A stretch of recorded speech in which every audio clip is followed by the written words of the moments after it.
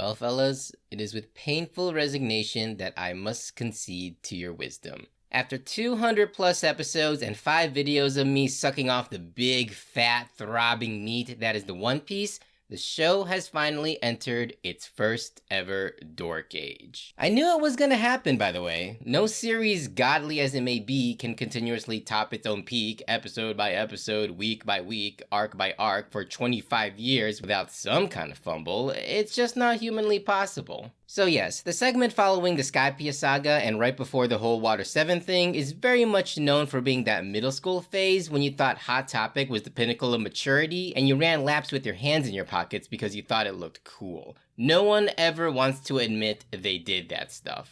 Oh, wait, you actually want me to summarize these arcs instead of just talking about myself for 10 minutes? Well, since you asked nicely.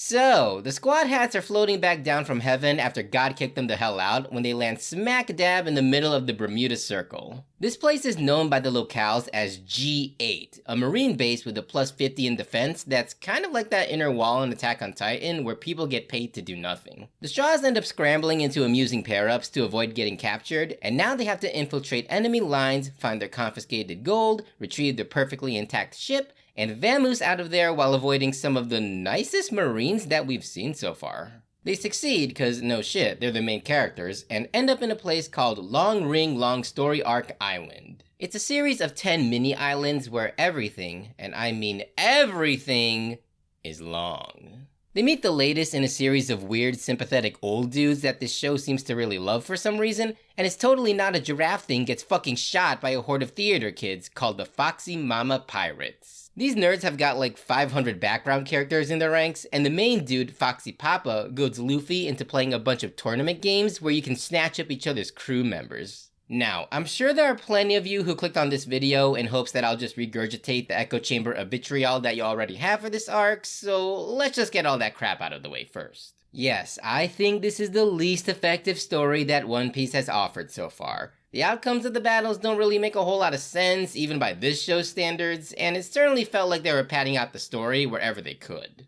The Foxy Pirates can come off as terribly annoying if you're a person with bad taste, and I don't think it quite reaches the emotional heights that the previous arcs have managed to hit. Now, as for everything else, I kinda fuck with it. Look, I get it. Most of y'all watch One Piece for the tense high-stake battles and rich compelling world building. I'm here for that too. But you gotta understand, I grew up on early 2000s feel-good cartoons that thrived on absurdist humor and adult jokes that only your parents picked up. Lame brain comedy is what keeps me going when the non-alcoholic beverages just aren't doing it for me. So when Luffy failed to recognize Foxy dressed like one of the cooks, I was one of the 5 people in the audience who was actually laughing at that shit.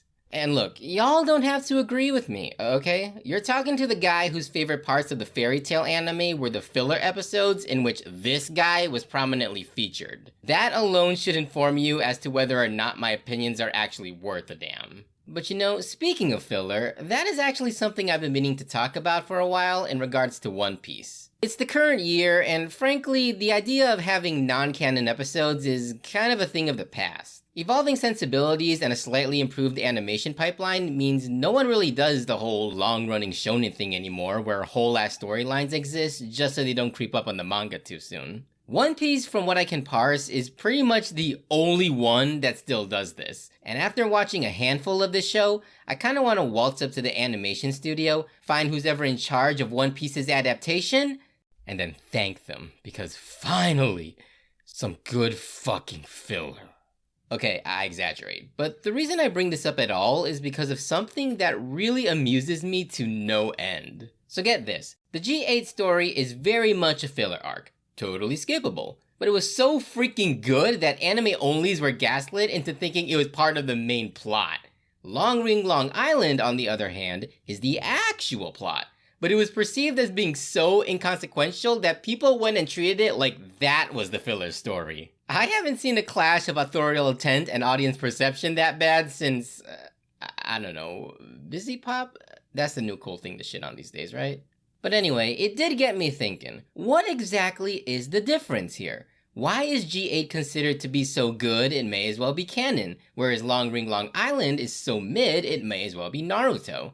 So I did what any good One Piece reviewer does. I rewatched the One Piece videos on the ToonStarterz YouTube channel to refresh my memory, realized that Homeboy has under 50k subscribers despite having content that's actually kinda heat, and became a supporter on his Patreon so I can watch all of his videos 3 days early as well as hang out with the bros on his Discord channel. And in doing so, I've come to realize that G8 being an absolute goat of a filler story can best be attributed to the most valuable and powerful member of the Straw Hat crew. The mere utterance of their name strikes fear in the hearts of men and women alike, with hardened sailors telling stories of the cruel, vicious monstrosity who ravaged the four seas and drank the blood of those who dare stand in their way. They deliberately kept a low profile during the East Blue and Alabasta sagas, but entered the G8 arc when their true power came to full view. Not only did they provide insurmountable offensive and defensive prowess, the likes of which hadn't been seen before, but their tactical mind and rich charisma in the face of adversity firmly cements their place as the most powerful member of the Straw Hat Pirates. Yes, fair viewers, I am talking about the one, the only, Going Merry. Like many others, it didn't occur to me until now just how vital Merry's role is in the overall narrative of One Piece. As the Straw Hat's humble abode and direct means of transportation, our characters naturally lean on her to get them out of dicey territory. But with G8 flipping the script and having Merry get impounded by the Marines, it serves as the catalyst for our Straw Hats to work more strategically while also placing them in situations that reaffirm their character motivations. But more importantly, it gives the show room to make some sick-ass memes, and that is an opportunity that G8 takes complete and total advantage of. What exactly do I mean by this? Well, you see, my friends, our Lord and Savior George Lopez once posited that a show's staying power can be directly measured in meme dollars. No, really, he definitely said that. Basically, any story worth its weight in gold is one that can be easily condensed to hilariously out-of-context video clips and screenshots titled with bold impact font. Sure, the fact that G8 is a well-animated story with engaging side characters is a nice bonus and all, but make no mistake, the only true way to increase your credibility as an author is to bump up those meme stonks. Be wary, however, for this is not an easy task to accomplish for canon arcs, let alone filler arcs. A high-priced meme is one that which must be earned, and requires a substantial amount of character building and plot development in order to achieve that coveted 6.9 on the dankness scale. In the case of One Piece, every major saga is punctuated by at least one iconic meme that YouTubers use for thumbnail bait. For East Blue, it was the Help Me line. For Alabasta, the Ugly Chopper, the Anil face for Skypiea, and take a guess which one I'll be using for Water 7 and Enies Lobby. These are all rich, series-defining meme moments that only exist because One Piece dared to put the fucking work in, and you'd be damn pressed to find an anime that can afford one at all. G8 has at least 3 memes that I can name right off the bat. You got Luffy trolling this one dude, Robin in the Marine fit, Zoro clapping for Chopper's acting chops, and that's all. Nothing else comes to mind. And it's not doing the SpongeBob thing either, where they milk old memes without understanding what made them iconic in the first place. These memes were aged to perfection because they were built upon several episodes worth of peak storytelling. And really, when it comes to good-ass fillers, that's what separates the 3-star McKellian dinner from the 1-star Taco Bell quesadillas. G8 understood the assignment. They saw an opening to do something unique with the characters and came at it guns blazing. These episodic segments of Sanji man's cooking to that Jessica girl and Chopper putting his non-existent doctorate to good use helping out that one nurse were the bee's fucking knees. I mean, think about it. Other than Smoker, this is probably the first time we've seen the Marines as genuinely well-meaning people who aren't power-hungry scumbags. I'm looking at you, Spandex. The fact that we get to see this interpretation in something that technically doesn't exist is a next level power move. And I was like, One Piece, bro, you might want to chill with the peak content, yeah? You're making your contemporaries look bad.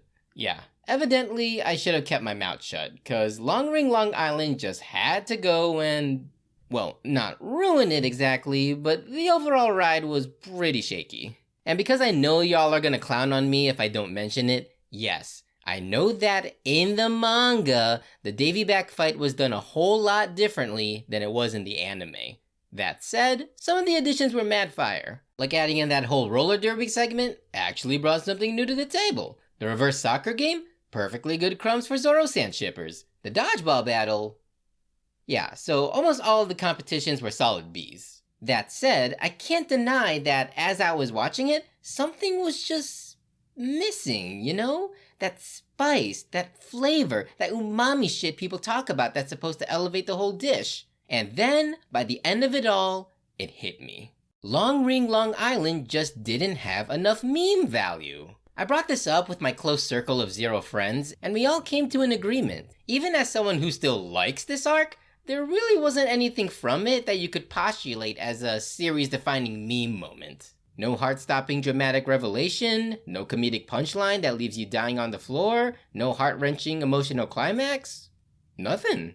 Oh sure, they tried to sell us with the giant dodgeball launcher and Luffy saving the horse over his own crewmate and Sanji foregoing a win to save that Foxy girl when he was literally 2 inches from victory, and I'm like, bitch, who do you think you're fooling? I've developed my eye for irreverent humor for decades, so I can tell you right now, memes are the currency that keep a fandom afloat, and if your so-called iconic moments are built upon the Straw Hats acting out of character, your memes were doomed from the get-go. Don't get me wrong, I personally was balls dying when Usopp and Nami put their game faces on, but this whole side quest with the Foxy Pirates did feel more like a sequence of amusing moments rather than a slow, graceful burn to something truly mimetic. That said, I'm not gonna go so far as to say the show fell off or anything. Both this arc and G8 did give newcomer Nico Robin some much needed opportunities to build her dynamic with the fellow Straw Hat Pirates, so I can't rag on it too much. Ultimately, the secret sauce to keeping this story fresh and engaging is novelty,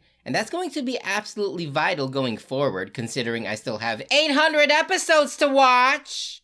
I don't know, man, maybe I'm just a cheap slut for this kind of thing, but if I can watch the arguably worst part of this series and still find it to be a satisfying experience, then shit, slap on the cuffs and call me Gio, cause by Oda is his name, I am now a certified One Piece fuckboy. So there you have it, 1 island down, another 10 jillion to go. If Enies Lobby hasn't completely destroyed me, I'll swim back and give you guys another update. Peace! Okay, but for real guys, big apologies from me here. I know y'all are waiting on the Water 7 video, trust me, so am I. But I got a whole lot to say on that business, mainly in regards to my boy Usopp. But also that entire story is like super meaty and very much deserving of its own video. Meaning, sorry, but you're gonna have to wait just a little bit longer for that one. In the meantime, I want to thank you all for sticking around my channel, and a special shout out over to Chris Isaacson for collaborating on the art with me. Your drawings are absolute fire, and it was a pleasure working with you, my dude. You can find his work over on his Instagram, linked below in the description. And as always, like, comment, subscribe, join my Patreon for some goodies, and until then, stay tuned.